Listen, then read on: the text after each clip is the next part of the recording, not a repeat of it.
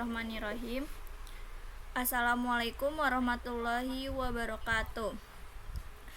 Sebelumnya yang kami hormati Bapak dosen pengampu Bapak Beni Novikozani MKes PhD selaku dosen pengampu mata kuliah Sistem Informasi Kesehatan, dan teman-teman sekalian. Perkenalkan, kami dari kelompok 3 yang beranggotakan Agisna Nurrohmah, Cahaya Putri Dwi Aisyah, dan Yuliana Putri. Pada kesempatan kali ini kami akan mempresentasikan hasil diskusi kami terkait Sistem Informasi Surveillance Program Kesehatan Ibu dan Anak berbasis JIS-2 District Health Information Software 2. Untuk materi pertama akan disampaikan oleh rekan saya Cahaya Putri. Kepada Cahaya Putri dipersilahkan. Baik, terima kasih Yuliana. Fasilitas pada Sistem Informasi Surveillance Program Kesehatan Ibu dan Anak berbasis DHIS-2. Yang pertama ada pengumpulan data yang terstruktur.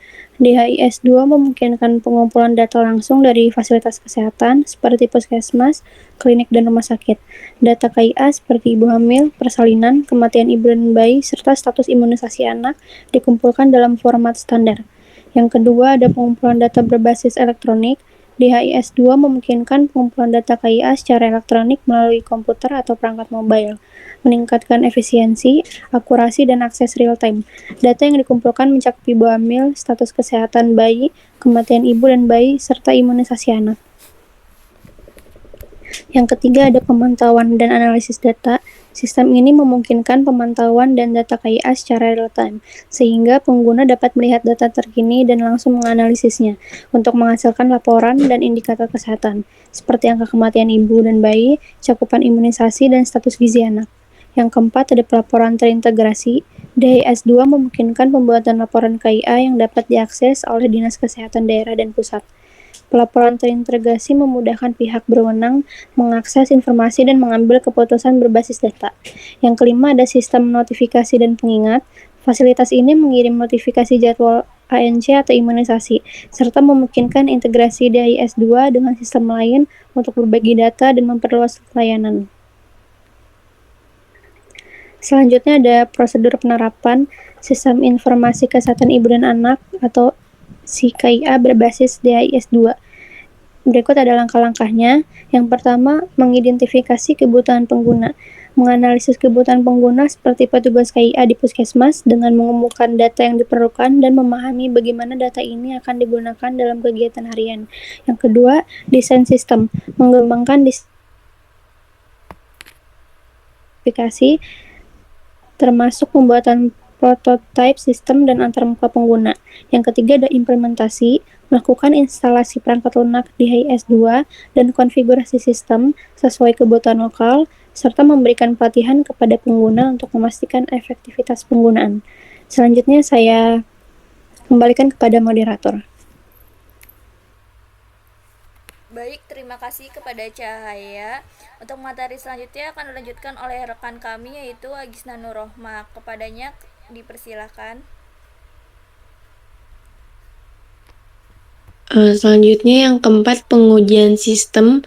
Uji coba dilakukan untuk memastikan sistem berjalan dengan baik dan sesuai kebutuhan pengguna, dengan umpan balik dari pengguna untuk peningkatan.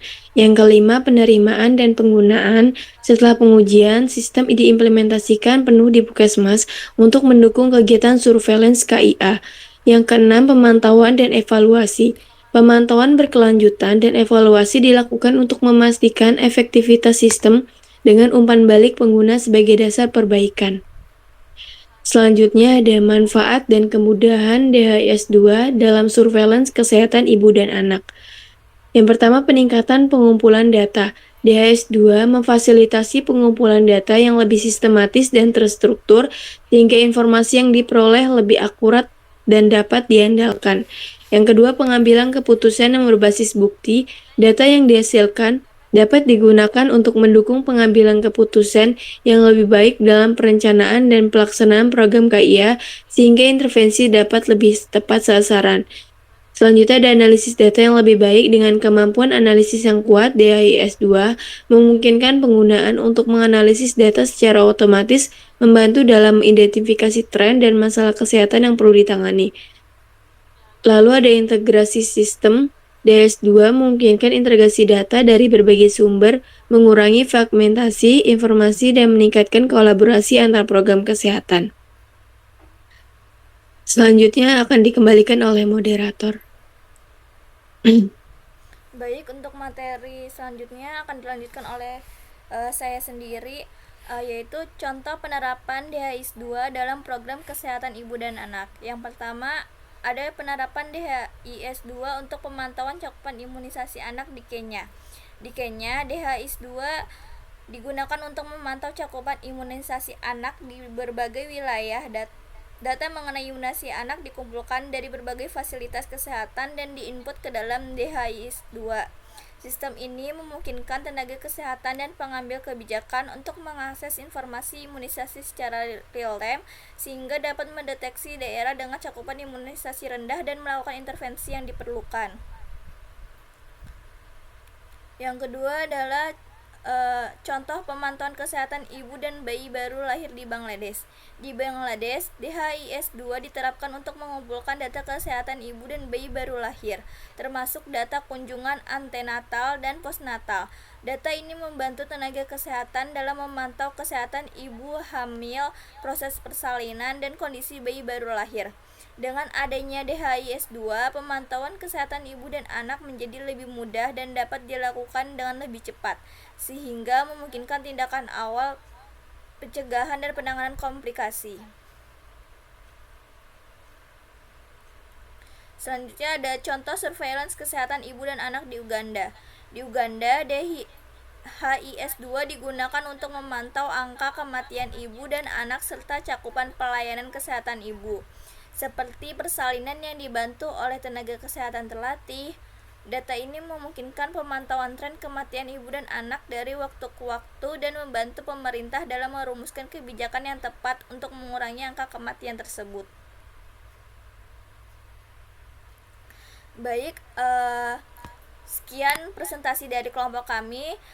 Kesimpulannya adalah sistem informasi surveillance program KIA berbasis DHIS2 telah berhasil dikembangkan dan diterima oleh pengguna karena sudah sesuai dengan kebutuhan. Aplikasi ini masih dalam tahap pengembangan sehingga sangat dibutuhkan masukan demi kesempurnaan sistem informasi surveillance KIA berbasis DHIS2. Semoga apa yang kami sampaikan dapat dipahami. Mohon maaf bila ada kekurangan. Wassalamualaikum warahmatullahi wabarakatuh. Waalaikumsalam warahmatullahi wabarakatuh. Udah guys.